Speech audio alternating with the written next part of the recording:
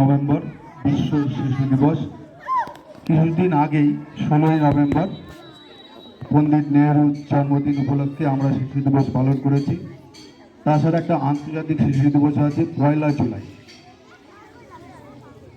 এই শিশু দিবসে আমরা আলোচনা করব শিশুর অধিকার, শিশুর সুরক্ষা, শিশুর পুষ্টি, শিশুর শিক্ষা নিয়ে।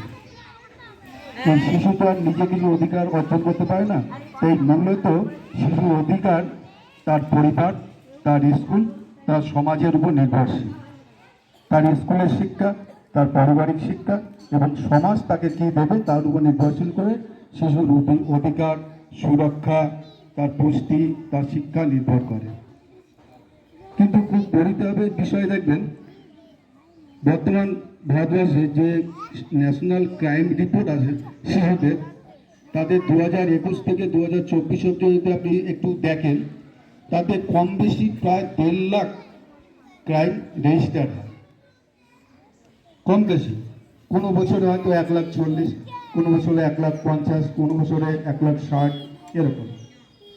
আর শিশুদের রেপ, বাচ্চা শিশুদের রেপ যেটা রেজিস্টার হয়, সেটার সংখ্যা কম বেশি প্রায় 50,000। কিন্তু এইটাই হিংসল্য চূড়া মাত্র। ন্যাশনাল ক্রাইম রিপোর্ট বলছে আমাদের 70% যে শিশুদের উপর অত্যাচার হয়, যে রিপোর্টগুলো হয়, সে রেজিস্টারই হয় না। তাহলে 70% রেজিস্টার হয় না, না হয়ে যদি এই সংখ্যাটা আর শিশু রেপ যদি 50,000 হয়, তাহলে কী পরিমাণ হয়। আর খুব পরিতাপের বিষয় হচ্ছে শিশু যে অধিকারগুলো পাচ্ছে না, আর শিশু অত্যাচারিত হচ্ছে সমাজ থেকে, যেমন হচ্ছে তার পরিবারের মধ্যে থেকে একটা বড় অংশ হয়। শিশুরা প্রথম অত্যাচারিত হয় তার পরিবারের মধ্য থেকে। মহারাজ আর পারিবারিক ব্যাপার নিয়ে সমস্ত বলবেন, আমি জাস্ট শিক্ষার আঙ্গিনার কথাটা একটু বলব। কারণ প্রাইমারি সেকশনে খুব অল্প বয়সে বাচ্চাগুলো আপনাদের কাছে চলে আসে। শিক্ষাটা কি? আচরণগত পরিবর্তন সাধন। কী আচরণগত পরিবর্তন সাধন? কারণ একটা মানুষের ছেলে মেয়ে হয়েই কিন্তু মানুষ হয় না। তার শিক্ষা দীক্ষা, তার সমাজ, তার পারিবারিক শিক্ষা তাকে মানুষ করে গড়ে তোলে। হয়তো কেউ মানুষ হতে পারি, কেউ মানুষ হতে পারি না, কিন্তু শিক্ষাটা হচ্ছে আমাদের আচরণগত পরিবর্তন সাধন। আমি এই করতে পারি, আমি এই করতে পারি না, তুমি মানুষ হয়ে জন্মেছো, তোমার এই করা উচিত, এই করা উচিত না। তাহলে এইটা হচ্ছে শিক্ষা, হচ্ছে আচরণগত পরিবর্তন। কিন্তু শিক্ষার লক্ষ্যটা আমাদের কি? শিক্ষাটার লক্ষ্যটা হচ্ছে আমাদের একটা বাচ্চা যখন আমাদের স্কুলে আছে, প্রাথমিক লক্ষ্য হচ্ছে আমরা তাকে আক্ষরিক জ্ঞান অর্জনের জন্য শিক্ষা দিই। প্রথম আক্ষরিক জ্ঞান অর্জন। তারপরে শিক্ষাটার লক্ষ্যটা কি? কর্মদক্ষতা বাড়ানোর জন্য শিক্ষা। যে যে কর্মে যাবে তার কর্মের দক্ষতা বাড়বে। শিক্ষিত হলে তার দক্ষতা বাড়ে, অশিক্ষিত লোকের দক্ষতা কম।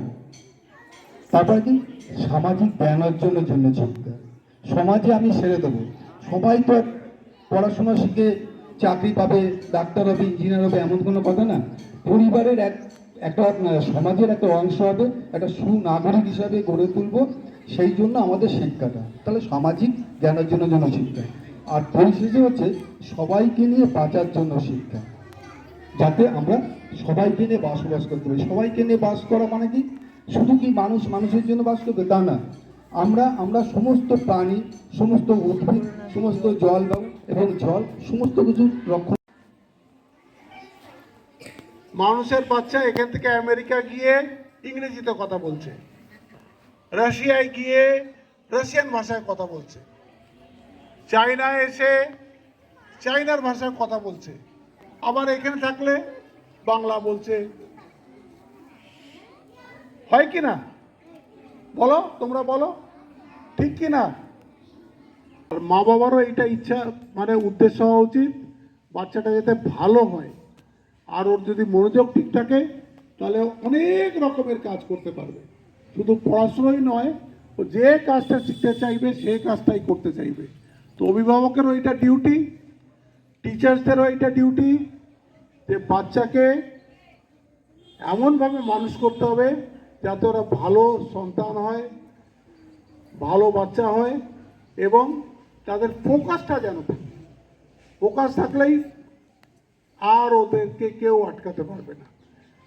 তারা যদি কার্পেন্টারের কাজ করে ভালো কার্পেন্টার হবে, মেকানিকের কাজ করলে ভালো মেকানিক হবে, হ্যাঁ, লেদ মেশিনে কাজ করলে ভালো লেদ মেশিন চালাতে পারবে। মনোযোগটা হচ্ছে আসল, মনোযোগটা আসল। মনটাকে একদম নড়তে দেবে না, একদম মনটা যেন যে কাজটা শিখছো সেই কাজের দিকে যেন মনটা থাকে। কে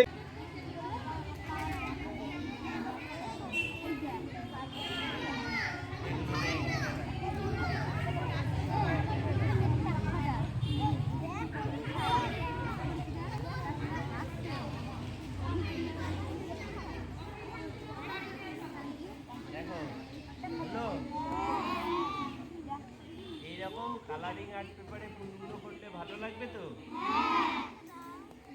দেখো